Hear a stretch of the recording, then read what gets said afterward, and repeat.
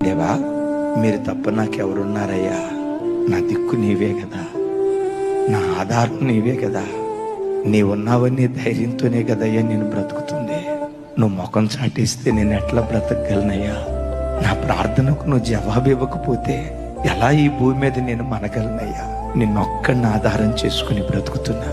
నా ధైర్యమైన, నా నిరీక్షణైనా, నా బలమైన, నాకుంటూ నా బ్రతుకులో ఒక విశ్వాసమైన అది మీరు ఒక్కలే యేసయ్యా.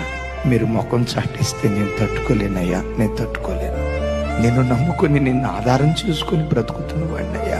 నన్ను నేను పరిపూర్ణంగా నీకు అప్పగించుకుంటున్నా అని నీ ప్రయత్నాలన్నీ ప్రక్కన పెట్టి ఎప్పుడైతే ప్రభువుకు నిన్ను నీవు అప్పగించుకోవటం ప్రారంభిస్తావో అప్పుడు నీ పోరాట భూమిలో దేవుడు అడుగుపెట్టి తన పరాక్రమాన్ని నీ పట్ల కనపరచడం ప్రారంభిస్తాడు.